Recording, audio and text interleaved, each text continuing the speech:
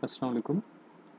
Moving to the part 5 of solutions where we'll be discussing the one of the left out colligative property, that is osmotic pressure and abnormal molar mass, and what that is why how we get abnormal molar mass due to this colligative property methods, and the degree of dissociation or association relationship.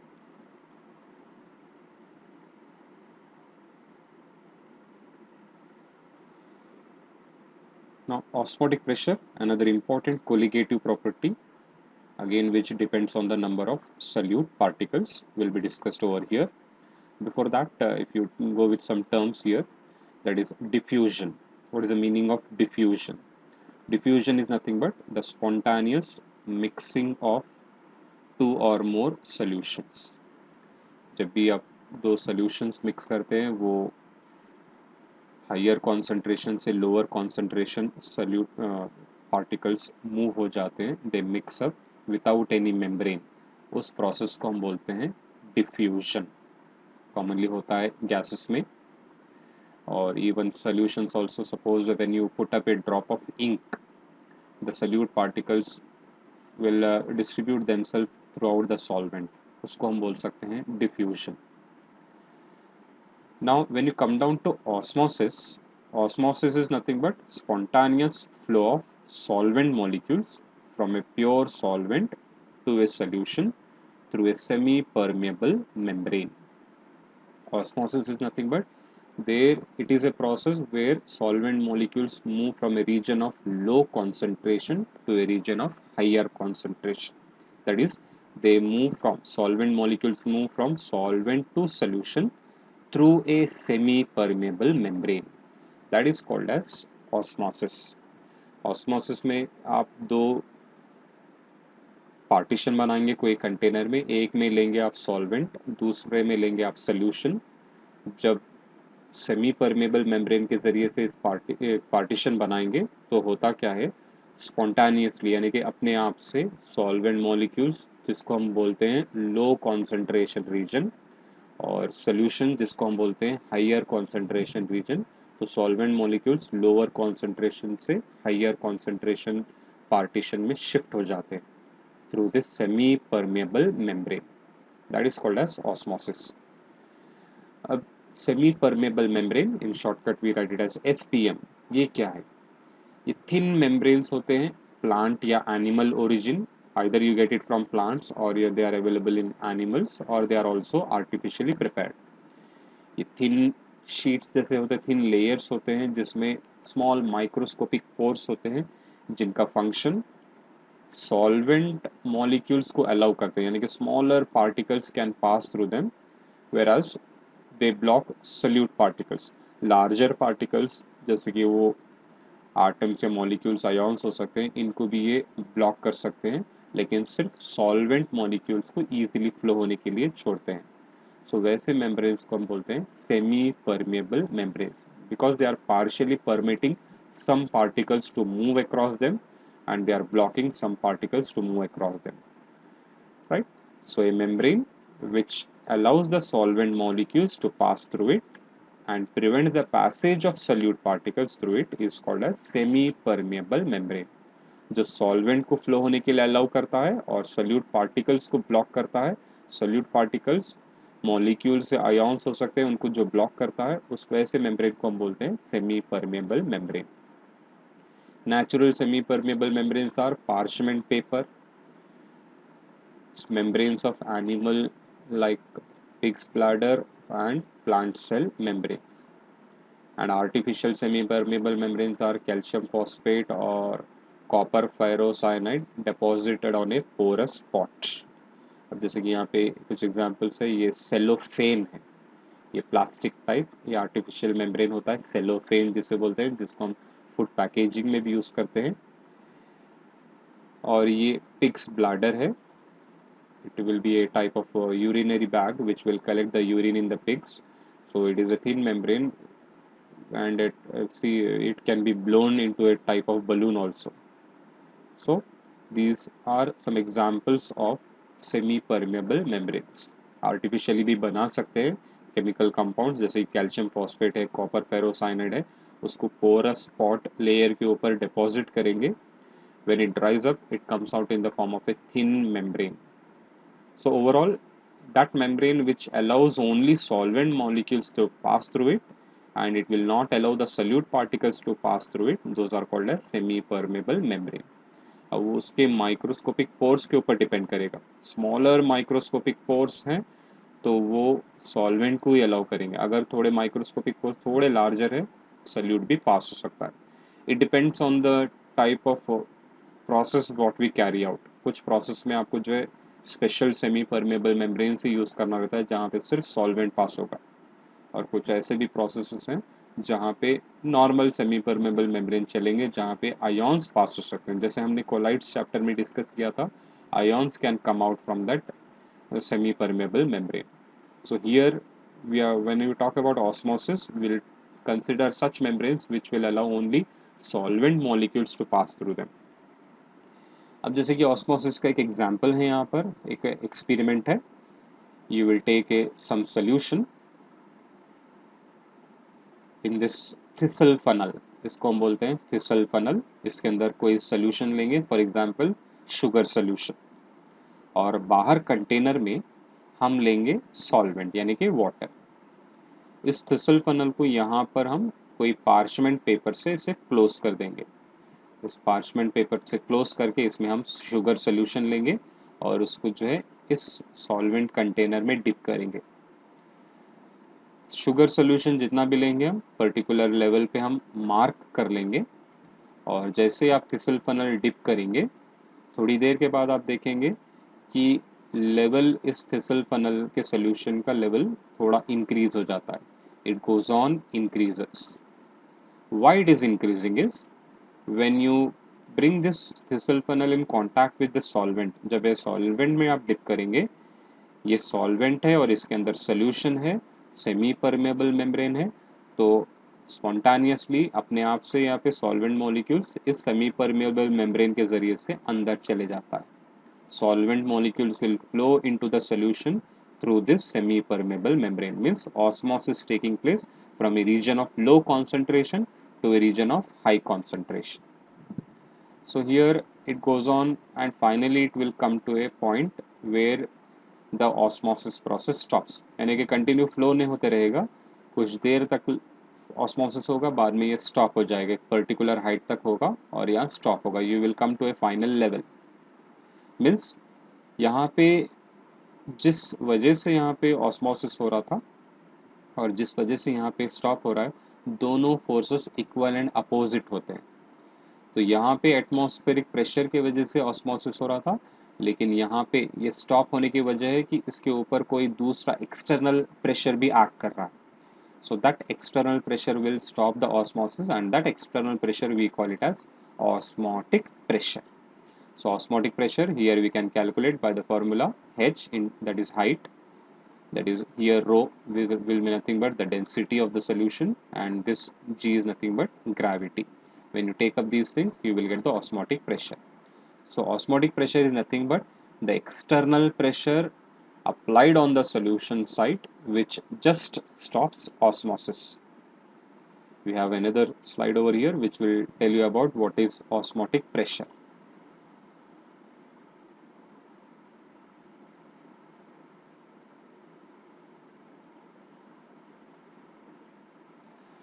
So again we have two containers here. एक में हमने लिया है solvent, दूसरे में solution है, और दोनों को हम सेमी परमेबल मेम्ब्रेन से सेपरेट करें. Both the containers are separated by a semi permeable membrane.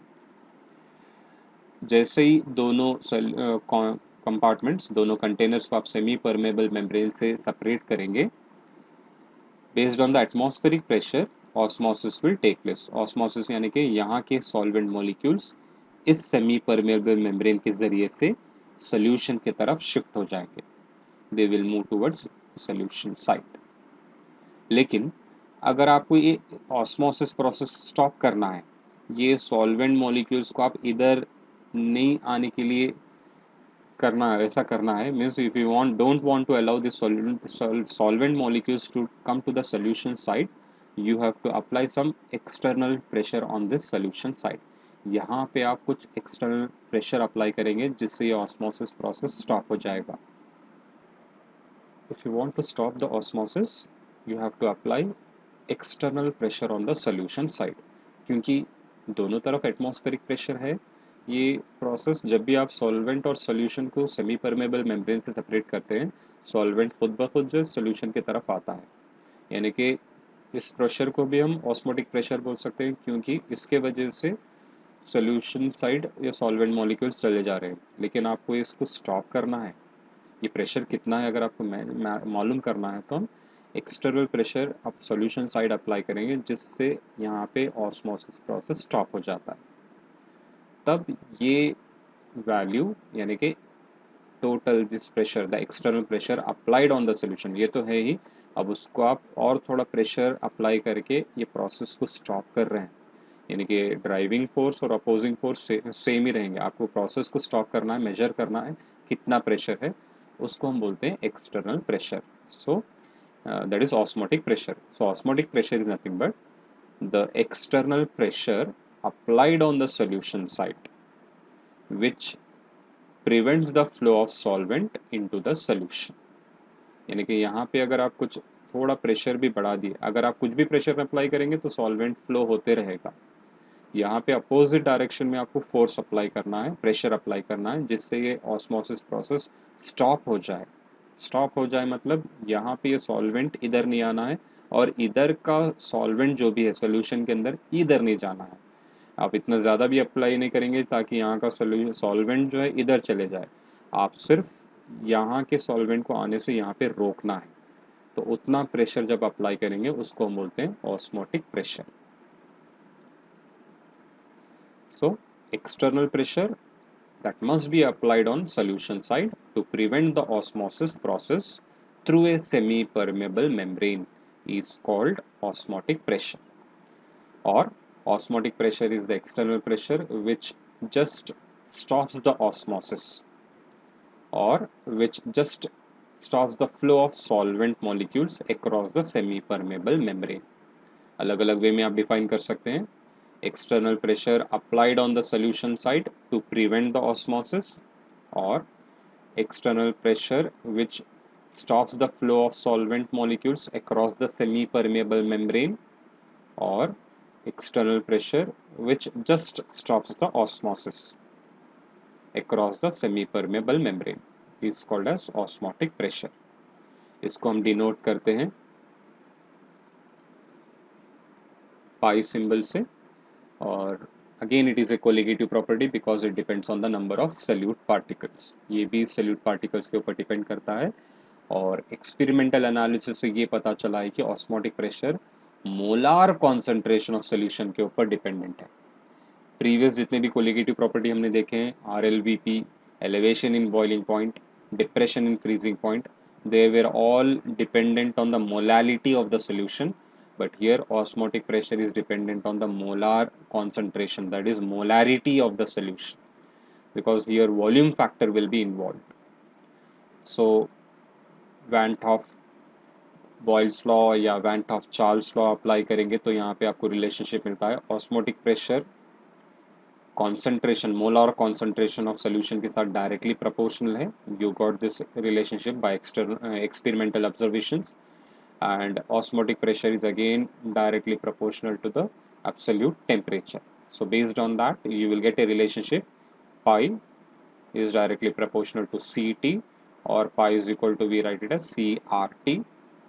Now concentration and volume are inversely proportional, so instead of concentration I'll mention here volume, that is pi is equal to 1 by V RT। अब ये 1 मोल के लिए हो गया। n moles of अगर solute particles है तो हम लिखते हैं pi is equal to nRT by V, multiply by n करेंगे because for n moles, for 1 mole it will be RT by V and for n moles it will become nRT by V, where n is number of moles of solute।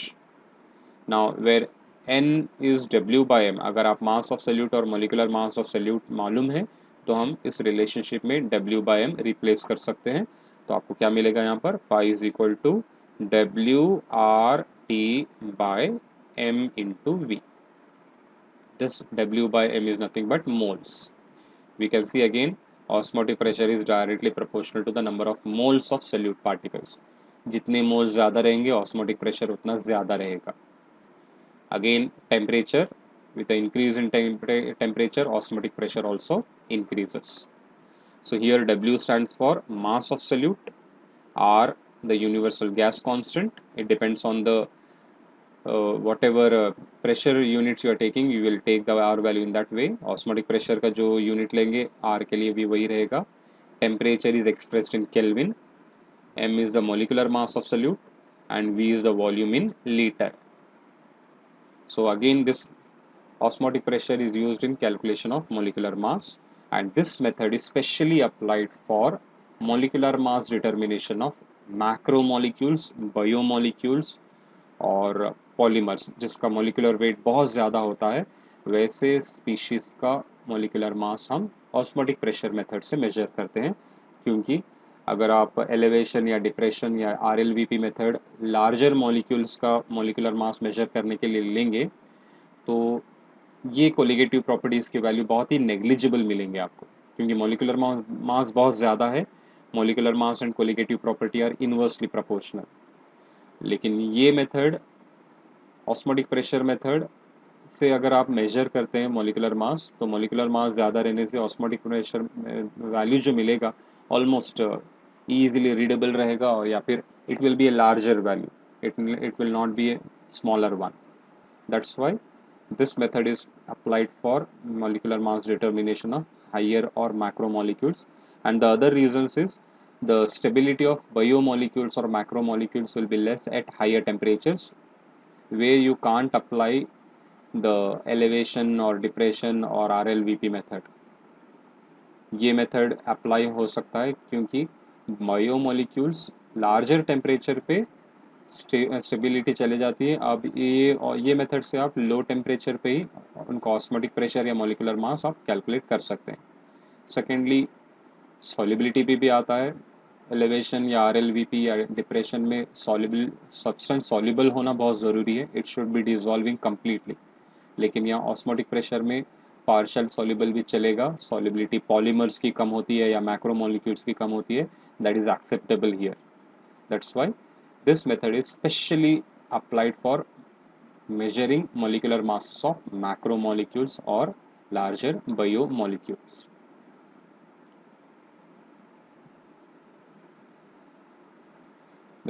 The same thing is discussed here. It is osmotic pressure measurements provide another method to calculate molar masses of solutes used to determine molar masses of proteins. Macromolecules होते हैं, other biomolecules, since they are less stable at high temperatures, and polymers which have poor solubility. तो ये reasons के वजह से हम osmotic pressure method ऐसे species से इनका मोलिकुलर मास फाइंड आउट करते हैं. That is we find out the molecular mass by osmotic pressure method. Let's see some other terms. Hypertonic and hypotonic solutions. What is the meaning of hypertonic? That is solutions which have higher osmotic pressure than the other solution. अगर दो solution ले रहे हैं, अगर दोनों में से एक का ऑस्मोटिक प्रेशर ज़्यादा है दूसरे से, तो ज़्यादा ऑस्मोटिक प्रेशर वाले सोल्यूशन को हम बोलेंगे हाइपरटोनिक, और जो ऑस्मोटिक प्रेशर जिसका कम है उसको हम बोलेंगे hypotonic solution. Hypertonic solution concentration will be more, hypotonic solution concentration will be less. Moles of solute particles are more here and here they are less. That's why solutions which have higher osmotic pressure ज़्यादा क्यों है? क्योंकि moles of solute particles ज़्यादा है. Solutions which have higher osmotic pressure than the other solution is called as hypertonic, and which is having lower osmotic pressure than the other solution is called as hypotonic solution. जब भी ऐसे solutions आप semi permeable membrane के जरिए से separate करेंगे,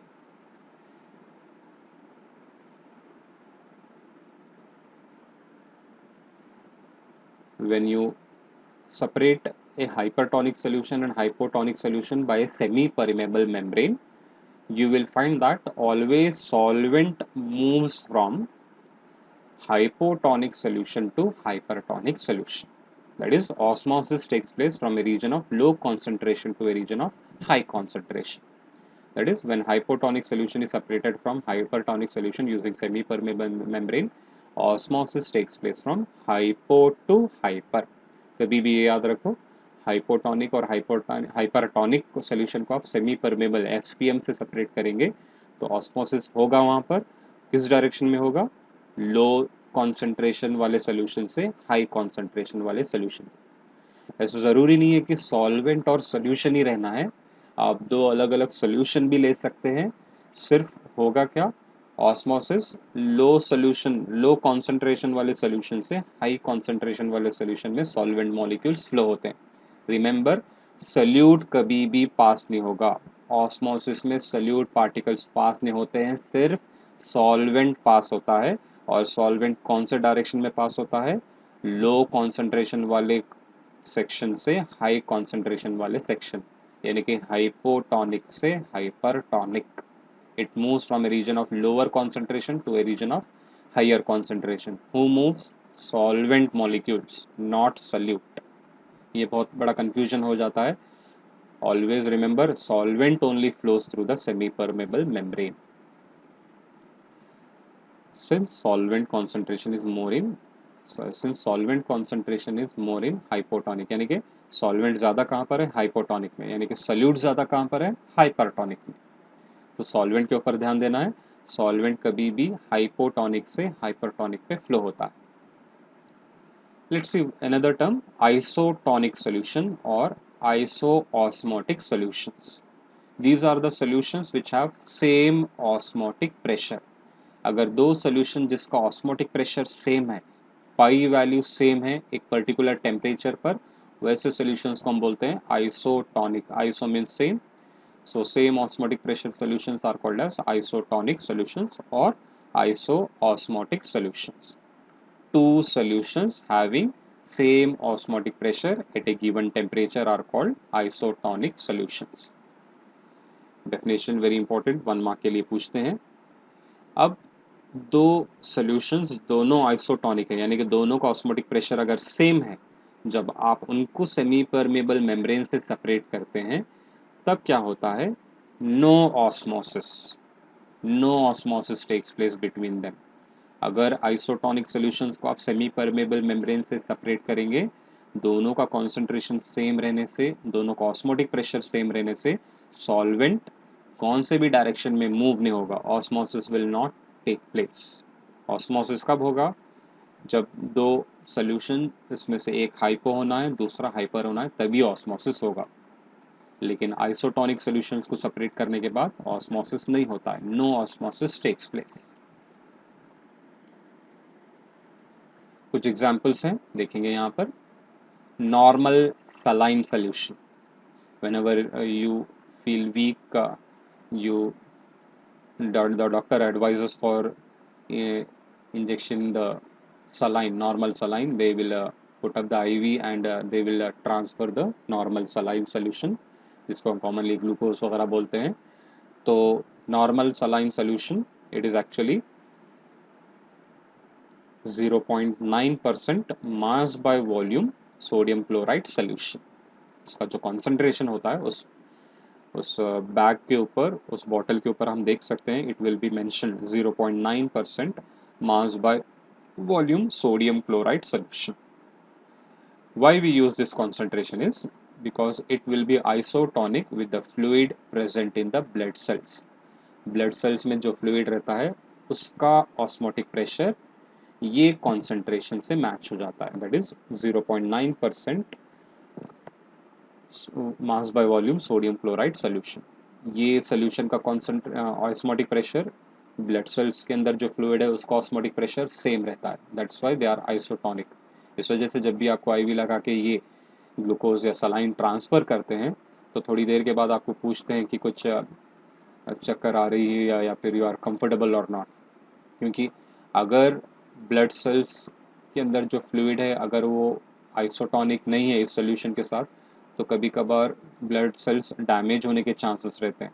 इस वजह से कॉमनली ये आइसोटोनिक रहता है। इन केस कुछ चक्कर आ रही है या फिर और थोड़ा अनकंफर्टेबल हो रहा है तो इमीडिएटली वो आईवी निकाल देते हैं। So normal saline solution is 0.9%, mass by volume method से 0.9% NaCl solution. It is isotonic with fluid present in blood cells. इससे क्या हो जाता है, इजीली आप ये नॉर्मल सलाइन सोल्यूशन ब्लड में ट्रांसफर कर सकते हैं, because when you transfer as it is isotonic, the solution will remain as it is, the fluid present in the blood cells also will remain as it is. It will not come out from the blood cells, or the solvent will not flow into the blood cells. लेकिन अगर if cells are placed in a solution with more than 0.9% NaCl solution, अगर concentration solution का ज़्यादा है, fluids sales के अंदर जो fluid है उसका कंसंट्रेशन कम है, जो हम सोल्यूशन ट्रांसफ़र कर रहे हैं वो अगर कंसंट्रेशन ज़्यादा है, तो ये NaCl सोल्यूशन हाइपरटोनिक हो जाएगा और fluid present in the cells it will become hypotonic. तब क्या होगा, ऑस्मोसिस होगा। किस डायरेक्शन में होगा, लो कॉन्सेंट्रेशन से हाई कॉन्सेंट्रेशन, मतलब जो भी फ्लूइड ब्लड सेल्स के अंदर है वो बाहर आ जाएगा, it will come out from the blood cells, and that phenomena we call it as exosmosis. Exo यानी कि बाहर आना, exosmosis takes place, that is fluid will come out from the blood cells. When the fluid comes out from the blood cells, they shrink, contract हो जाते हैं, जिसको हम बोलते हैं plasmolysis. Plasmolysis is the shrinking of the cells due to the loss of water, due to the loss of solvent. तो ये loss of solvent कब होगा, जब ये blood cells को आप हायर concentration वाले solution में place करते हैं। अब जैसे कि एग्जांपल एग का भी हम एग्जांपल लेते हैं। एग के ऊपर का जो कोटिंग होता है कैल्शियम कार्बोनेट का, उसको आप सूटेबल एसिड के ज़रिए से रिमूव कर दो, अंदर एक लेयर रहेगा, थिन मेम्ब्रेन रहेगा, that will be again A semi permeable membrane, और उसके अंदर एग वाइट और दैट इज एग एल्बमिन और योक होता है। थिन लेयर है और उसके ऊपर ये हार्ड शेल जो होता है ये कार्बोनेट होता है। इसको आप एसिड में ऐड करने के बाद ये पूरा शेल डिसॉल्व हो जाएगा, आपके पास रहेगा सिर्फ एक थिन सेमी परमेबल मेम्ब्रेन। अब ये थिन सेमी परमेबल मेम्ब्रेन जिसके अंदर एग एल्बमिन और योक है, ऐसा सब्सटेंस आप एक कंटेनर ले लो जिसमें वाटर है और दूसरा कंटेनर ले लो जिसमें कोई सॉल्ट सोल्यूशन है। दोनों एग्स, दो अलग अलग एग्स लेके आप एक एग को आप वाटर में डिप कर दो, वाटर में छोड़ दो, और दूसरे एग को आप सॉल्ट सोल्यूशन में डिप कर दो। थोड़ी देर के बाद आप देखेंगे जिस जिस एग को आप वाटर में डिप करके रखे हैं वो स्वेल हो जाएगा, it will grow in size. क्यों, क्योंकि एग के अंदर जो फ्लूइड है वो हाइपरटोनिक है, उसका कॉन्सेंट्रेशन ज़्यादा है, और वाटर का प्योर सॉल्वेंट है, उस वहाँ पे कॉन्सेंट्रेशन कोई सल्यूट का नहीं है, तो वाटर फ्लो हो जाएगा एग के अंदर, that is and osmosis takes place, water will flow into the egg. अगर दूसरा जो कंटेनर है जिसमें हम जिसको सॉल्ट सोल्यूशन में जो हम एग रखे हैं वहाँ पे एग जो है कॉन्ट्रैक्ट हो जाता है, क्योंकि salt solution is hypertonic compare to the fluid और liquid present in the egg, so that egg will lose its solvent, it will flow out of the egg and that egg will shrink, there exosmosis is taking place. So like this here also, blood cells को अगर आप higher concentration वाले solution में रखेंगे तो यहाँ पे osmosis होगा from the cells to the solution, that is we call it as exosmosis, and shrinking is taking place, we call it as plasmolysis. उसी blood cells को आप लो कॉन्सेंट्रेशन NaCl में रखेंगे, फ्लूइड जो सेल्स के अंदर है वो अब हाइपर हो जाएगा और ये NaCl सॉल्यूशन ये हाइपो हो जाएगा, it will be acting as hypotonic and the fluid present in the cells it will act as hypertonic, क्योंकि अब you are placing the cells in a solution which is having concentration less than 0.9%, तब ये solution hypo बन जाएगा, blood cells में जो fluid है वो हाइपरटोनिक हो जाएगा। अब फ्लो कहाँ से होगा, हाइपो से hyper, means water will flow into the cells now, that is called as endosmosis, and they swell, they grow in size and they swell, that is called as deplasmolysis. ये swell होने की वजह से बहुत ही grow हो जाएगा और they rupture also, they grow in size again they will rupture, that is due to increase in size they collapse. तो इस तरह सेल्स डैमेज होने की वजह या तो एक्सॉस्मोसिस या फिर एंडोस्मोसिस है। इस वजह से जब भी हम सलाइन लेते हैं it should be equal to 0.9% mass by volume NaCl solution. कुछ और एग्जांपल्स हैं ऑस्मोसिस या ऑस्मोटिक प्रेशर के। रॉ मैंगो यानी कि कैरी जो होती है, श्रिवेल श्रिंक होना इनटू पिकल, यानी कि अचार जो हम बनाते हैं कैरी के इस्तेमाल करके, अचार डायरेक्टली नहीं बनता है। जब भी आप ये अचार बनाते हैं ये कैरी को हम क्या करते हैं salt solution, higher concentrated salt solution में प्लेस करते हैं। तो ये रॉ मैंगो जो होता है ये क्या करता है कॉन्सेंट्रेटेड सॉल्ट सोल्यूशन में रहने के बाद ये अंदर जो फ्लूइड है, अंदर जो सॉल्वेंट है रॉ मैंगो के अंदर, ये बाहर आ जाएगा। Exosmosis takes place there, they shrink in size, they reduce in size and they convert into pickle. Wilted flowers revive when placed in fresh water, यानी कि फूल या फिर कलियां जो है सूख जाते हैं तो उसके ऊपर वाटर कंटिन्यूसली स्प्रिंकल करो आप या फिर उसे फ्रेश वाटर में रखो, फिर से इनमें जो है ग्रोइंग यानी कि ग्लो आ जाता है। जिस वजह से ये जो फ्लावर मर्चेंट्स रहते हैं कंटिन्यूसली रोजेस के ऊपर या पेटल्स के ऊपर या फ्लावर्स जो बेचते हैं उनके ऊपर वो कंटिन्यूसली वाटर स्प्रिंकल करते हैं ताकि वो फ्रेश रह सके।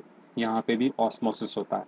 Water whatever we sprinkle it flows into the flower petals and they again, वहाँ पे end osmosis होता है, water will move into the flower cells and they again become fresh और they get revived, सूख नहीं जाते हैं, फिर से ग्लोइंग नेचर आ जाता है।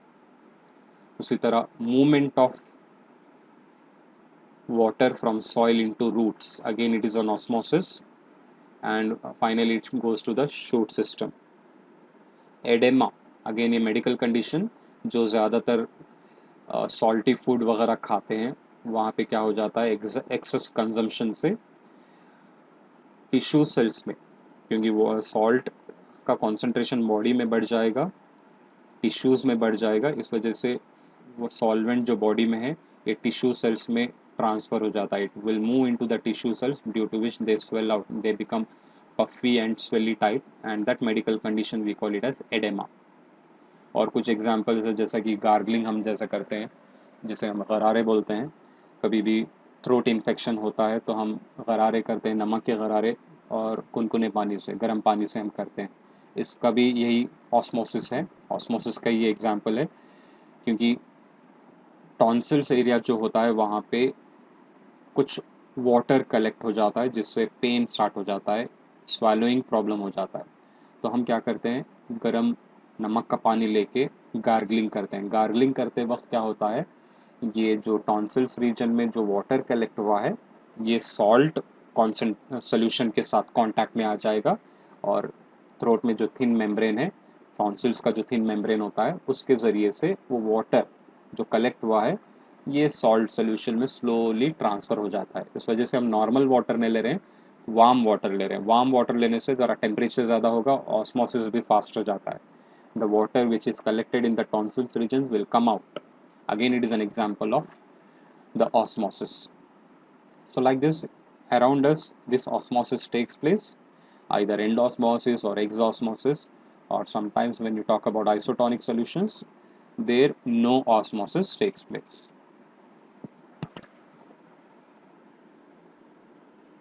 Next, coming to another important phenomena that is called as reverse osmosis. हमने देखा है जब भी आप दो सॉल्यूशंस को आप सेमी परमेबल मेम्ब्रेन से सेपरेट करते हैं, कभी भी सॉल्वेंट लो कॉन्सेंट्रेशन से हाई कॉन्सेंट्रेशन में फ्लो होता है, that is always it moves from hypo to hyper, that is nothing but osmosis. अब ऑस्मोटिक प्रेशर का भी हम डिस्कशन करें। Osmotic pressure is the external pressure applied on the solution side which just stops the osmosis, यानी कि solvent को जो है सॉल्यूशन साइड आने से रोकता है, right? It will prevent the entry of the solvent into the solution side, that is called as osmotic pressure. अब अगर ऑस्मोटिक प्रेशर से थोड़ा और प्रेशर बढ़ा दिए, जितना भी ऑस्मोटिक प्रेशर है उससे थोड़ा अगर प्रेशर बढ़ा दिए तो क्या हो जाएगा, सॉल्वेंट जो सॉल्यूशन में है वो सॉल्वेंट की तरफ शिफ्ट हो जाएगा। whatever solvent which is present in the solution it will start moving into the solvent side, यानी कि हाइपर से हाइपो हो जाएगा। हाइपो से हाइपर जो होता है ऑस्मोसिस में, अगर प्रेशर कुछ ज़्यादा ही बढ़ा दिए तो सॉल्वेंट क्या होगा, हाइपरटोनिक से हाइपोटोनिक में मूव होना स्टार्ट होगा। वैसे प्रोसेस को हम बोलते हैं रिवर्स ऑस्मोसिस। अब जैसे कि यहाँ पे हम देख सकते हैं, ये प्योर फ्रेश वाटर है, प्योर सॉल्वेंट है, और यहाँ पे सॉल्ट वाटर है, यानी कि ये सोल्यूशन है। नॉर्मली अगर आप रखेंगे तो ये फ्रेश वाटर में का सॉल्वेंट मॉलिक्यूल्स सॉल्ट वाटर में ऑस्मोसिस के वजह से इस सेमी परमेबल मेम्ब्रेन से पास होते जाएंगे। लेकिन एक्सटर्नल प्रेशर आप अप्लाई करें, पी यानी कि यहाँ पे पाई यानी कि ऑस्मोटिक प्रेशर उतना अप्लाई करेंगे तो यहाँ पे ऑस्मोसिस स्टॉप हो जाएगा, सिर्फ स्टॉप होगा। लेकिन पाई से ज़्यादा प्रेशर और थोड़ा एक्स्ट्रा प्रेशर जब आप अप्लाई करेंगे तब क्या होगा, यहाँ का सॉल्वेंट अब तो सिर्फ पी यानी कि पाई के बराबर अगर प्रेशर अप्लाई करेंगे तो सॉल्वेंट यहाँ से जो आ रहा था यहाँ पे रुक जाएगा। लेकिन आप उससे ज़्यादा ही प्रेशर अप्लाई करेंगे तो यहाँ का सॉल्वेंट इधर ट्रांसफ़र होते जाएगा। Direction is reversed. ऑस्मोसिस में लो से हाई होता है, लेकिन रिवर्स ऑस्मोसिस में हाइयर से लो होगा। The solvent will move from hypertonic to hypotonic. That phenomena we call it as reverse osmosis. So here when you apply pressure greater than osmotic pressure, when you apply pressure greater than osmotic pressure on the solution side, solvent moves from solution towards solvent. Solvent will be moving from solution side to solvent side. This is called as reverse osmosis. बहुत ही important process है जो हम ये desalination of water में, water filtering में apply करते हैं। अब जो भी हम घर पे फिल्टर्स यूज़ कर रहे हैं रिवर्स ऑस्मोसिस बेस्ड रहते हैं, आरओ एंड यूवी ट्रीटेड बोल के उस मशीनरी के ऊपर, उस डिवाइस के ऊपर लिखे हुआ रहता है।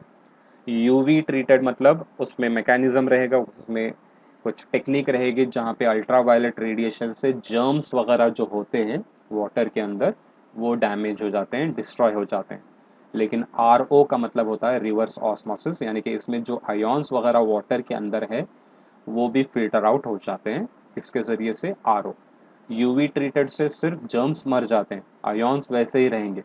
लेकिन आर ओ ट्रीटेड मतलब आयोन्स भी सेमी परमेबल मेम्ब्रेन के ज़रिए से हम सेपरेट करते हैं। रिवर्स ऑस्मोसिस के लिए थोड़ा semi permeable membrane, special semi permeable membranes चाहिए। कॉमनली सेल्यूलोस एसीटेट टाइप कोई पर्टिकुलर पोरस लेयर या पोरस स्पॉट के ऊपर हम डिपॉजिट करके ये सेल्यूलोस एसीटेट को हम सेमी परमेबल मेम्ब्रेन के ज़रिए से यूज़ करते हैं, उसके जैसा यूज़ करते हैं। इससे क्या हो जाता है, ईजिली सॉल्वेंट मॉलिक्यूल्स, सिर्फ सॉल्वेंट मॉलिक्यूल्स सॉल्वेंट की तरफ शिफ्ट होते हैं, आयोन्स या कोई स्मॉलर सोल्यूट पार्टिकल्स ब्लॉक हो जाते हैं। So reverse osmosis, it is a process where solvent molecules move from solution towards pure solvent when external pressure greater than the osmotic pressure is applied. जब तक reverse osmosis नहीं होगा, external pressure जो apply कर रहे हैं equal to osmotic pressure रहा तो ऑस्मोसिस स्टॉप हो जाता है। अगर ग्रेटर देन ऑस्मोटिक प्रेशर रहा तो रिवर्स ऑस्मोसिस होता है। So reverse osmosis is used in desalination of sea water or ocean water to get fresh and pure drinking water. Gulf countries में यही टेक्निक अप्लाई होती है क्योंकि गल्फ कंट्रीज़ में सी वाटर या ओशन वाटर ही available है, तो वहाँ पे प्यूरिफिकेशन जो कंपनीज़ हैं खासकर यही रिवर्स ऑस्मोसिस प्लांट्स होते हैं जो सी वाटर या ओशन वाटर को डीसलाइन करते हैं। They apply this reverse osmosis concept. Coming to the last part of the chapter, abnormal molar mass. Abnormal यानी कि normal नहीं, it will be somewhere different molar mass. Actual molar mass, molecular mass जो solute का होना है, अगर वो से हटके है तो वैसे मोलार मास को हम बोलते हैं एबनॉर्मल मोलार मास। अब यहाँ पे एबनॉर्मल मोलार मास की बात क्यों आ रही है, क्योंकि ये जो कोलिगेटिव प्रॉपर्टीज अब तक हम पढ़े हैं, टोटल 4 हो गए। RLVP, elevation in boiling point, depression in freezing point, जिसको हम प्रीवियस सेशन में डिस्कस किए थे। इस सेशन में हमने डिस्कस किया है ऑस्मोटिक प्रेशर। ये चारों कोलिगेटिव प्रॉपर्टीज का मेन यूज क्या है? Molecular mass determination. और इन कोलिगेटिव प्रॉपर्टीज के जरिए से जब हम molar mass, molecular mass calculate करते हैं, कंडीशन क्या है? पहले स्लाइड में हम पहले सेशन में देखे हैं, कोलिगेटिव प्रॉपर्टीज मेजर करते वक्त या फिर अप्लाई करते वक्त सॉल्यूशन डाइल्यूट होना है, सल्यूट पार्टिकल्स नॉन वोलाटाइल होना है, और the important, solute should not dissociate और एसोसिएट। एक ऐसा सल्यूट चाहिए जो ना डिसोसिएट हो जाए ना एसोसिएट हो जाए, तब आपको इन कोलिगेटिव प्रॉपर्टीज से करेक्ट मॉलिक्यूलर मास मिल जाएगा। लेकिन जब ऐसे सल्यूट यूज कर रहे हैं जो एसोसिएट होते हैं या डिसोसिएट होते हैं, तब आपको मॉलिक्यूलर मास करेक्ट नहीं मिलेगा। या तो वो एक्सपेक्टेड वैल्यू से ज़्यादा रहेगा या फिर एक्सपेक्टेड वैल्यू से कम रहेगा। वैसे मॉलिक्यूलर मास को हम बोलते हैं एबनॉर्मल मोलार मास। सो मोलार मास और मॉलिक्यूलर मास आइदर लोअर और higher than the expected or normal value is called abnormal molar mass। ये abnormal value क्यों मिलेगा? ड्यू टू एसोसिएशन और dissociation of solute in the solution. अब जैसे कि हम देखेंगे,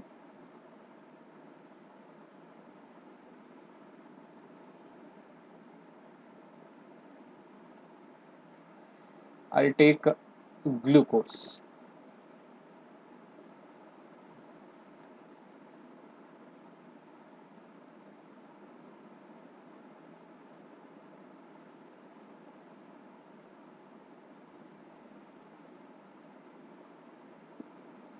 ग्लूकोज से 1 मोल क्वांटिटी में हम जब डिसॉल्व करते हैं, अब ये सपोज ये सॉलिड फॉर्म में है, आप इसको वाटर में डिसॉल्व करेंगे, तो वाटर में डिसॉल्व करने के बाद ग्लूकोज का फॉर्मूला है C6H12O6। वाटर में डिसॉल्व करने के बाद ग्लूकोज के मॉलिक्यूल्स 1 मोल ग्लूकोज ले रहे हैं, तो 1 मोल ऑफ ग्लूकोज मॉलिक्यूल्स आपको सोल्यूशन में मिल जाएंगे। Avogadro number of glucose molecules solution में रहेंगे। कितने? Avogadro number, so it is 1 mole if I take.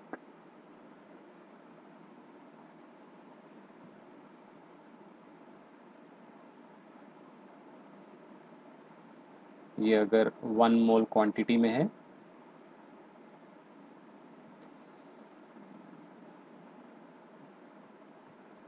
तो यहाँ पे आपको जो है 1 मोल ग्लूकोज ही मिलेगा, यानी कि it contains Avogadro number of molecules.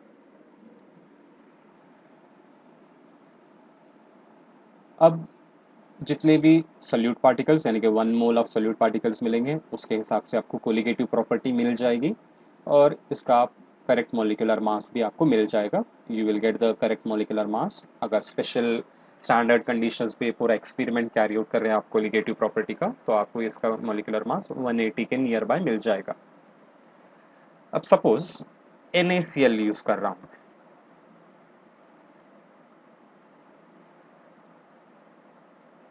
1 mole quantity में। जब NaCl हम वाटर में डिसॉल्व करते हैं, ये डिसोसिएट होता है, डिसॉल्व भी हो जाएगा, साथ ही साथ डिसोसिएट होता है। Na plus plus Cl minus. यहाँ पे सिर्फ डिसॉल्व हो गया है, डिसोसिएशन, कार्बन अलग, हाइड्रोजन अलग, ऑक्सीजन अलग नहीं होगा, क्योंकि glucose molecule as it is रहेंगे, सिर्फ वो डिसॉल्व हो जाएंगे, अपने मॉलिक्यूल से सेपरेट हो जाएंगे, बस 1 मोल सल्यूट पार्टिकल्स आपको मिल जाएंगे। लेकिन 1 मोल सोडियम क्लोराइड जब आप लेंगे, ये डिसॉल्व होने के बाद आयोनाइज भी हो जाता है, डिसोसिएट हो जाता है, मतलब आपको 1 मोल सोडियम आयोन मिलेंगे और 1 मोल क्लोराइड आयोन मिलेंगे। लिए थे हम 1 मोल, यहाँ पे भी हम 1 मोल लिए थे, 1 मोल ऑफ सल्यूट पार्टिकल्स आपको मिल गए। लेकिन यहाँ पे 1 मोल सोडियम क्लोराइड आप जब डिसॉल्व करेंगे, आपको 1 मोल ऑफ सोडियम आयोन और 1 मोल ऑफ क्लोराइड आयोन मिलेंगे, और ये इंडिविजुअल आयोन को हम सल्यूट ट्रीट करेंगे। सल्यूट आप मॉलिक्यूल को भी ले सकते हैं या आयोन को भी बोल सकते हैं, या फिर लार्ज कोलाइडल पार्टिकल को भी आप सल्यूट ही बोलेंगे। They should be in separate form, that's all. So ion also will be treated as 1 solute particle. तो यहाँ पे हो रहा है क्या? 1 + 1, 2 मोल्स ऑफ सल्यूट पार्टिकल्स हो जा रहे हैं। ऐड करते वक्त 1 मोल है, लेकिन डिसॉल्व करने के बाद क्वांटिटी बढ़ जा रही है, it is equal to 2 moles. So when it is 2 moles, definitely colligative properties are dependent on the number of solute particles. Colligative property 1 मोल के हिसाब से हम एक्सपेक्ट करते हैं, लेकिन यहाँ पे आपको जो है colligative property की जो वैल्यू मिलेगी 2 मोल्स के हिसाब से मिलेगी, because the number of solute particles have doubled. So when the number of solute particles get doubled, colligative property also will double.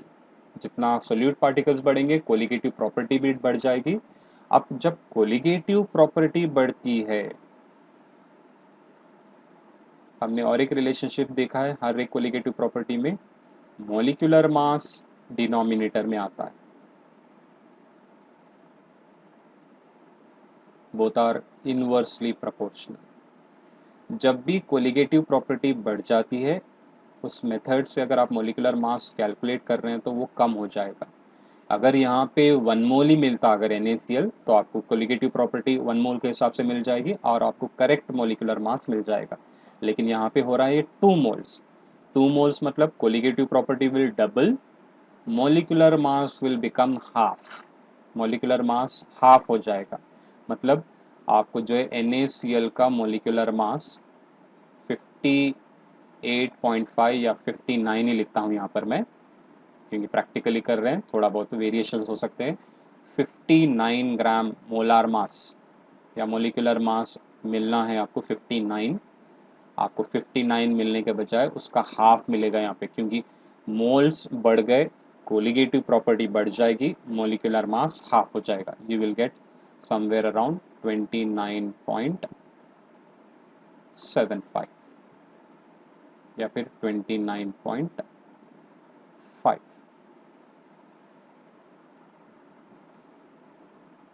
इसका हाफ वैल्यू आपको मिल जाएगा, ऑलमोस्ट हाफ वैल्यू आपको मिलेगा. क्यों? सल्यूट पार्टिकल्स डबल हो गए और कोलिगेटिव प्रॉपर्टी भी डबल हो जाएगी, मोलिकुलर मास हाफ हो जाएगा, यानी कि आपको इनकरेक्ट मोलिकुलर मास मिल जाएगा. एक्सपेरिमेंट पूरा अच्छी तरह हम कैरी आउट कर रहे हैं, लेकिन मोलिकुलर मास आपको रॉन्ग मिल रहा है. क्यों रॉन्ग मिल रहा है? सल्यूट पार्टिकल्स चेंज हो गए. चेंज हो गए मतलब क्वांटिटी डबल हो गई. क्वांटिटी डबल होने से कोलिगेटिव प्रॉपर्टी डबल हो गई, मोलिकुलर मास हाफ हो गया. और एक एग्जांपल लेते हैं. Benzoic acid C6H5COOH.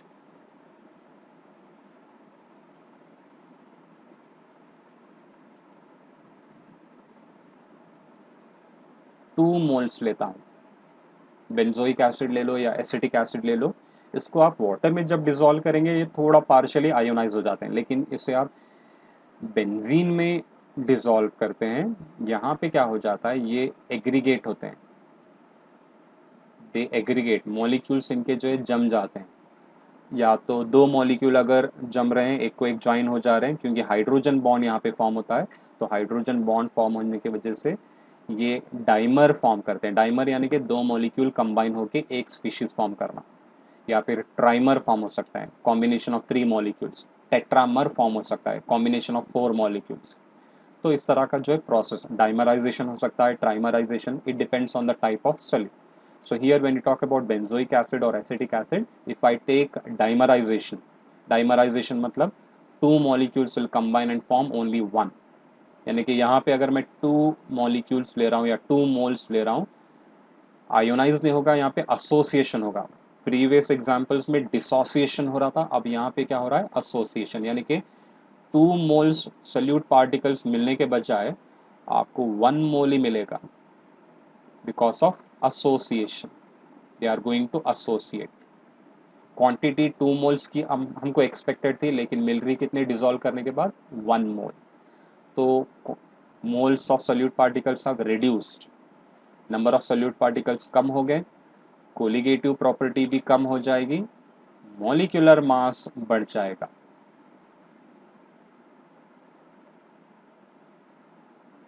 2 मोल्स के हिसाब से आपको कोलिगेटिव प्रॉपर्टी मिलना था, लेकिन अब कोलिगेटिव प्रॉपर्टी 1 मोल के हिसाब से मिल जाएगी, यानी कि colligative property will be less and molecular mass will be more. Means it will double, क्योंकि कोलिगेटिव प्रॉपर्टी वैल्यू हाफ हो जाएगी, क्योंकि ये वैल्यू हाफ हो रहा है। I have not taken here 1 here. अगर सपोज इसको छोड़ देंगे, मैं यहाँ पे 1 लेता हूँ, तो यहाँ पे आपको मिलेंगे हाफ मोल। मतलब क्या हो गया, quantity is one and the same. यहाँ पे 2 लेके मैं यहाँ पे 1 बता रहा था, अब यहाँ के ले रहा हूँ 1 मोल ऑफ सोल्यूट ले रहा हूँ। आपको क्या कितने मोल्स ऑफ सोल्यूट पार्टिकल्स मिलेंगे, हाफ मोल मिलेंगे। क्यों, एसोसिएशन हो रहा है, दो दो मॉलिक्यूल कंबाइन होके एक मॉलिक्यूल फॉर्म कर रहे हैं। टोटल क्वांटिटी 1 मोल के बजाय हाफ मोल हो रहा है। When it becomes half mole, colligative property will become half, molecular mass will become double. So again expected molecular mass आपको नहीं मिलेगा। ऐसे मॉलिक्यूलर मासेस को हम बोलते हैं abnormal molecular masses, right. So abnormal molecular mass is the molar mass or molecular mass that is either greater or lesser than the expected value due to association or dissociation of solute particles। इस वजह से हम क्या करते हैं, जब भी आप सल्यूट लेते हैं वो एसोसिएट नहीं होना चाहिए और डिसोसिएट भी नहीं होना चाहिए, नहीं तो आपको जो है मोलिकुलर मास रॉन्ग मिलेगा। अब इससे ये क्या हो जाएगा, कुछ सेलेक्टेड ही सल्यूट पार्टिकल्स का आप molecular mass colligative property method से मेजर कर पाएंगे। ये एक ड्रॉबैक बन जाएगा, क्योंकि एसोसिएशन डिसोसिएशन से ये ड्रॉबैक बन जाएगा। लेकिन इसको भी हम ओवरकम कर सकते हैं, इसका भी एक सोल्यूशन है, इसको भी हम मॉडिफाई कर सकते हैं। अगर आपको एबनॉर्मल मोलार मास नहीं चाहिए, करेक्ट मोलार मास चाहिए ऐसे सल्यूट्स के लिए जो एसोसिएट होते हैं, या फिर ऐसे सल्यूट के लिए जो डिसोसिएट होते हैं जैसे कि NaCl, उनका भी आप करेक्ट मोलिकुलर मास मेजर करना चाह रहे हैं, तो हम एक फैक्टर यहाँ पे इंट्रोड्यूस करते हैं जिसको हम बोलते हैं वैन हॉफ फैक्टर।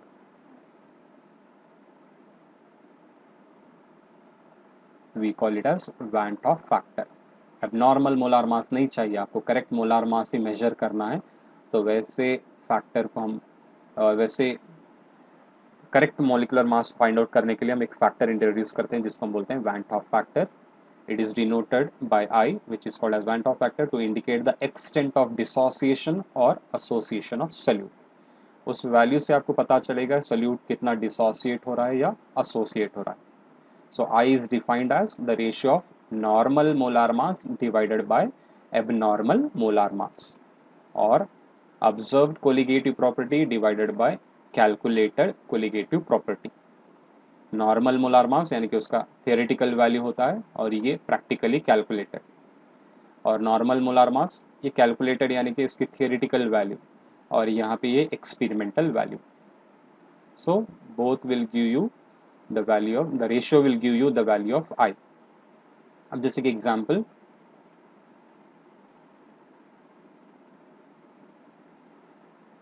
NaCl का नॉर्मल मोलार मास है 58.5।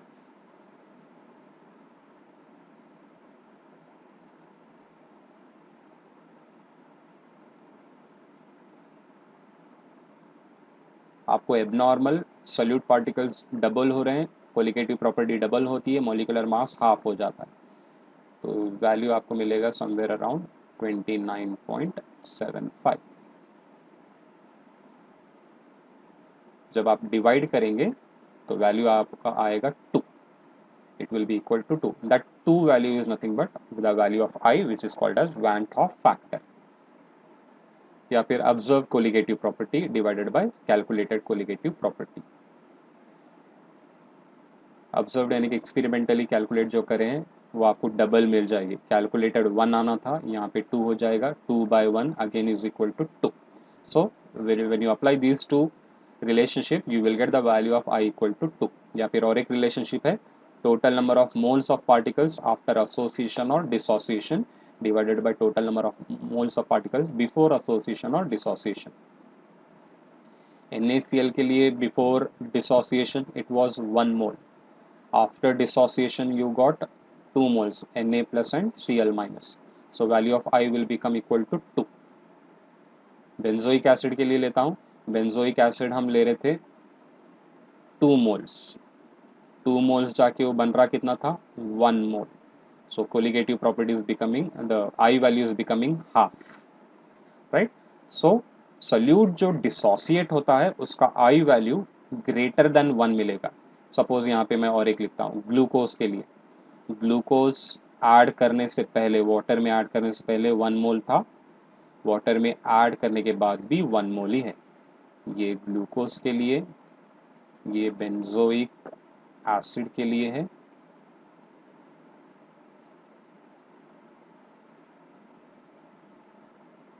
और ये NaCl के लिए। तीनों का हम एग्जांपल डिस्कस करें हैं अभी। Glucose neither associates nor dissociates, 1 मोल क्वांटिटी में लिए थे, डिसॉल्व करने के बाद भी 1 मोल ही था, तो 1 by 1 1, I value will be equal to 1. So value of I for non electrolytes which neither associates nor dissociates, I is equal to 1. ये बहुत इंपॉर्टेंट है, 1 मार्क के क्वेश्चंस आते हैं। What is the went of factor I for a solute which neither associates or dissociates? It is equal to 1. NaCl 1 मोल में लिए थे before dissociation, लेकिन डिसोसिएट होने के बाद कितना हो गया solute particles 2, 1 Na plus moles and 1 mole of Cl minus, total 2 moles. So I is nothing but 2 by 1 is equal to 2. So when dissociation of solute takes place, I value is always greater than 1. Benzoic acid की property, हम benzene में जब इसे आप dissolve करेंगे तो association होता है। एसोसिएट कैसे होता है? डाइमराइज हो गया। तो अगर आप 2 मोल्स ऑफ बेंजोइक एसिड लिए थे डिसॉल्व करते वक्त, वो 2 मोल्स जाके कितना बन गया? 1 मोल, एसोसिएशन की वजह से। तो आई वैल्यू क्या हो गया? 1/2 या फिर 0.5। So when it becomes 0.5, I is less than 1। When association of solute takes place, I is less than 1। So remember, I value will be equal to 1 for those solutes which neither associates or dissociates. I value is greater than for those solutes which dissociate, and I is less than 1 for those solutes which associate. So this is the thing, Van't Hoff factor, which will help us in calculation of correct molecular masses.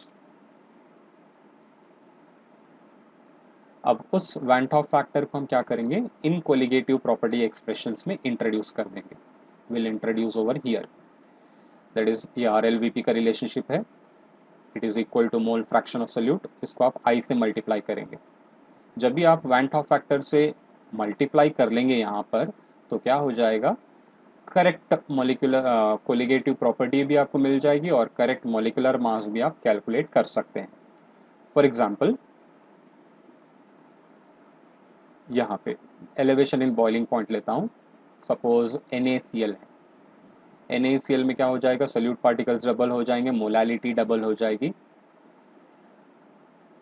तो molality आप लिए थे 1 मोल, लेकिन solute particles I value NaCl का रहेगा 2, तो colligative property आपको double हो जाएगी। जब इसका आप मोलिकुलर मास ये मेथड से कैलकुलेट करेंगे, मोलिकुलर मास कैलकुलेट करते वक्त ये जो डबल कोलिगेटिव प्रॉपर्टी और ये I यहाँ पे है, मोलिकुलर मास कैलकुलेट करते वक्त यहाँ पे हम M2 लिखते हैं, डेल्टा TB नीचे आ जाएगा। ये I और डेल्टा TB ये वैल्यू कैंसिल हो जाएंगे। That time you will get the correct molecular mass for that particular compound. So in this way, when you introduce this Van't Hoff factor, you will get the correct molecular masses. कुछ numericals discuss करेंगे जब आपको इसका clear idea मिल जाएगा। अब यहाँ पे कुछ इलेक्ट्रोलाइट्स हैं जिनके I वैल्यूज मेंशन्ड है। डिसोसिएशन, जितना आप कॉन्सेंट्रेशन कम करते जाएंगे, जितना डाइल्यूट करते जाएंगे, डिसोसिएशन बढ़ते जाता है। Value of I they have given for NaCl 0.1 molar रहे जब 1.87 है, 0.01 कम कर दिए, थोड़ा बढ़ गया I वैल्यू, और कम कर दिए कॉन्सेंट्रेशन और बढ़ गया, यानी कि dilution increases dissociation, and due to increase in dissociation number of solute particles increase and I value also increases. In general, what we do is, when we take electrolytes, when we consider their complete dissociation, like NaCl completely dissociate होता तो जो है sodium ion और chloride ion, you will get 2 moles, so I value will be equal to 2. उसके composition से ही आप उनका I value ले सकते हैं। KCl upon complete dissociation you will get K plus and Cl minus, you will get 2. Magnesium sulphate Mg2 plus SO4 2 minus, charges अलग है लेकिन आयन्स दो ही मिल रहे हैं, तब भी Mg SO4 का I वैल्यू रहेगा 2। Mg2+ एक आयन मिलेगा आपको और SO4 2 माइनस एक आयन। रिमेंबर यहाँ पे चार्ज इंपॉर्टेंट नहीं है, क्वांटिटी इंपॉर्टेंट है। पोटेशियम सल्फेट K2SO4, K2SO4 जब हम वाटर में डिसॉल्व करते हैं, अगर ये कंप्लीटली डिसोसिएट हो जाएगा, आपको मिलेंगे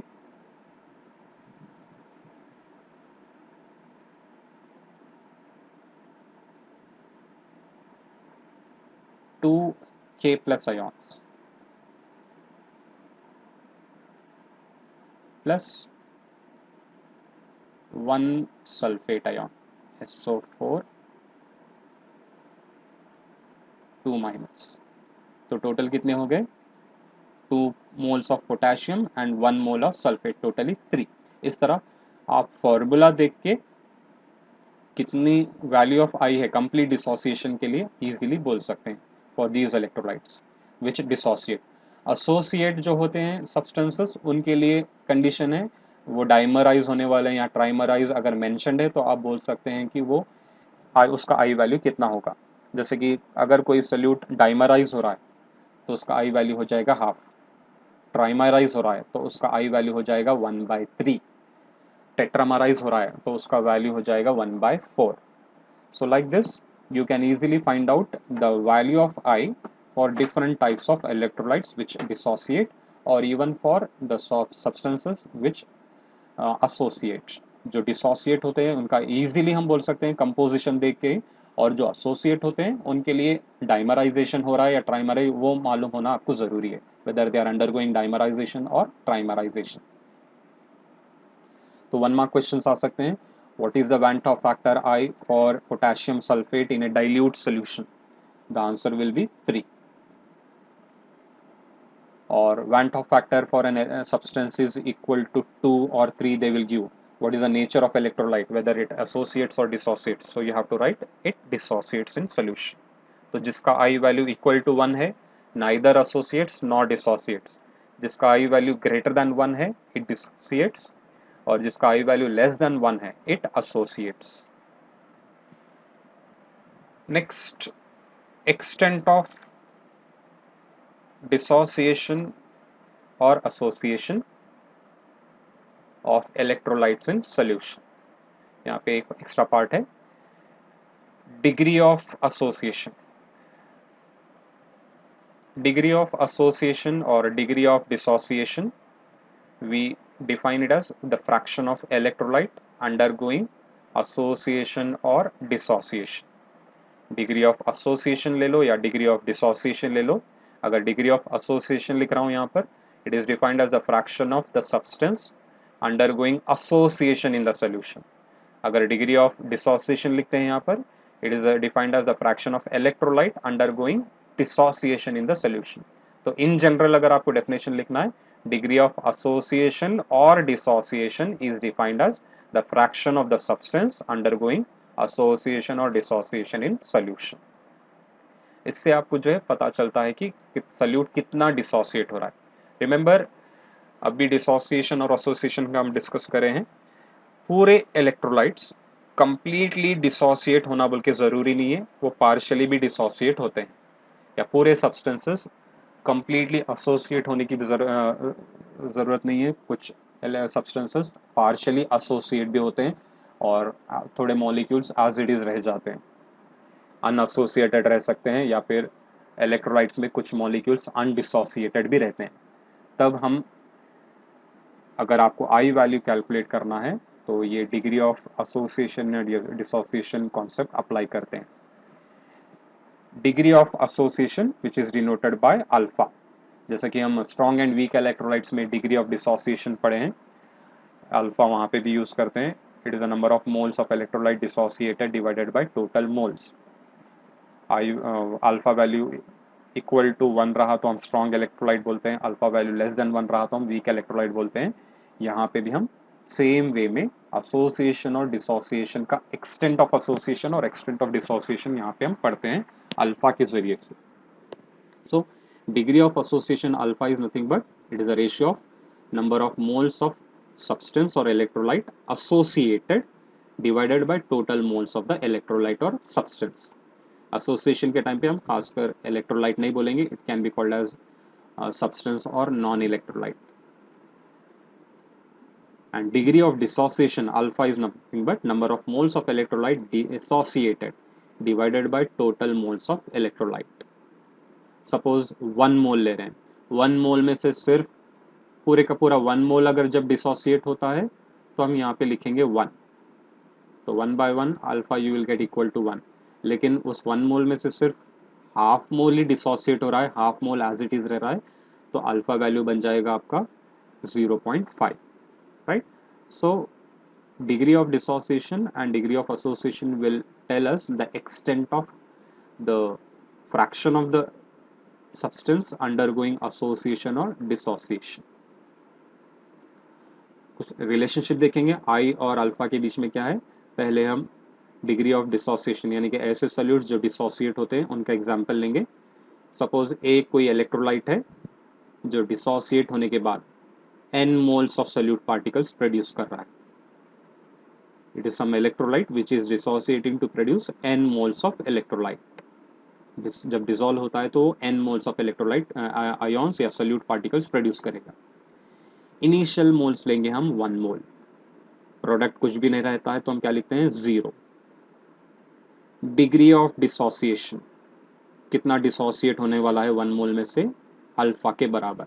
अभी अल्फा 1 भी हो सकता है या लेस देन 1 भी हो सकता है। In general we write it as alpha.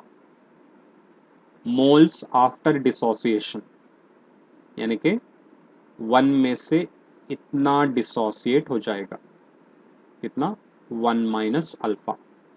अब ये जितना भी डिसोसिएट होगा उतने मोल्स ऑफ सॉल्यूट पार्टिकल्स आपको मिलेंगे, that is it will be equal to n alpha. जैसे कि सपोज अल्फा की वैल्यू मैं लेता हूँ 1, तो आपको यहाँ पे n into 1 n moles of A you will gate. Alpha की वैल्यू अगर मैं 0.5 लेता हूँ तो आपको यहाँ पे 0.5 इंटू n 0.5 इंटू n मिलेगा। सो like that whatever amount of solute is going to dissociate that is represented by alpha here. So moles after dissociation will be nothing but इतने में से इतना dissociate हो गया तो आपको मिलेंगे कितने n alpha. So n alpha are the moles obtained after dissociation. ये dissociated quantity है। Undissociated quantity क्या है 1 minus alpha. 1 minus alpha is called as undissociated part.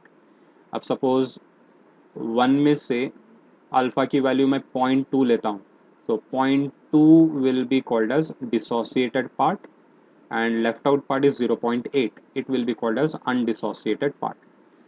Remember n alpha को हम बोलेंगे dissociated part और 1 minus alpha को हम बोलेंगे undissociated part. तो अब सोल्यूशन में दो टाइप के सोल्यूट पार्टिकल्स हैं, अनडिसोसिएटेड मॉलिक्यूल्स भी है और डिसोसिएटेड पार्टिकल्स भी है। अनडिसोसिएटेड ये है और डिसोसिएटेड पार्ट इतना है। तो दो टाइप के पार्टिकल्स आ रहे हैं। डिसोसिएशन के बाद जो मिले हैं ये है, डिसोसिएशन होने के बाद जो बच गए हैं, डिसोसिएशन जो डिसोसिएट नहीं हुए हैं वो ये पार्ट है। तो total moles of solute particles देखना है आपको कितने हो जाएंगे। टोटल जब लेते हैं डिसोसिएटेड लेंगे और अनडिसोसिएटेड दोनों को हम मिला लेंगे। अनडिसोसिएटेड कितने हैं 1 माइनस अल्फा, डिसोसिएटेड कितने हैं n alpha. So this will give you total moles after dissociation. It includes number of dissociated molecules as well as number of undissociated molecules.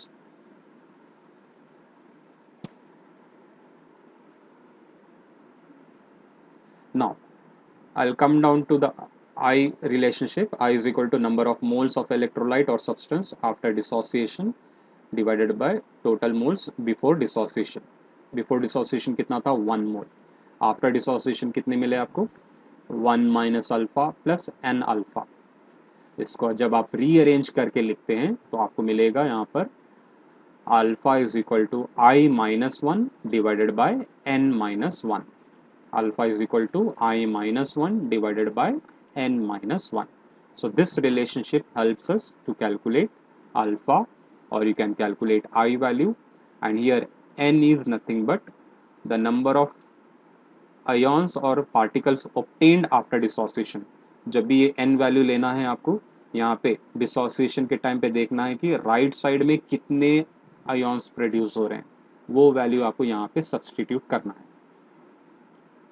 Right. So n value is taken from the type of electrolyte after dissociation how many ions it is going to produce, that you have to take।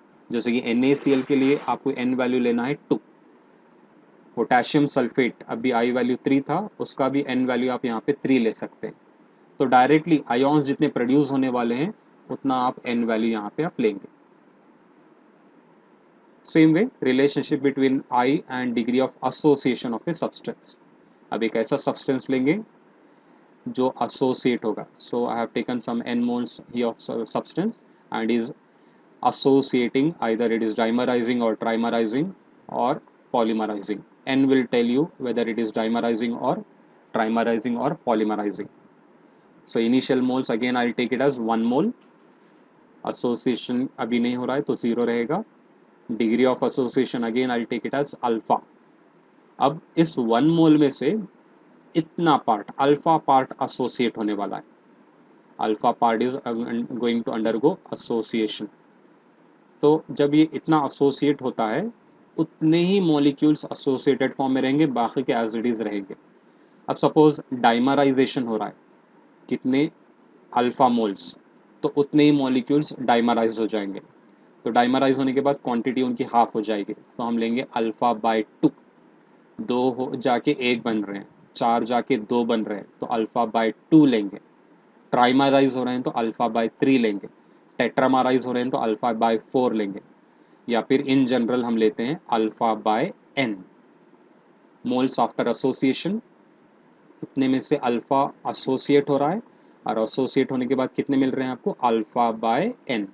Dissociation में n alpha आता है, association में alpha by n। अनएसोसिएटेड कितने हैं, 1 minus alpha. 1 में से इतने associate हो गए, बचे कितने हैं, 1 minus alpha. 1 minus alpha is number of moles which have not associated. जो एसोसिएट नहीं हुए हैं वो 1 माइनस अल्फा है, जो एसोसिएट होके डाइमराइज हो गए हैं वो अल्फा बाय n। अब टोटल मोल्स सोल्यूशन में कितने रहेंगे, after total moles after association, ये एसोसिएट आना है,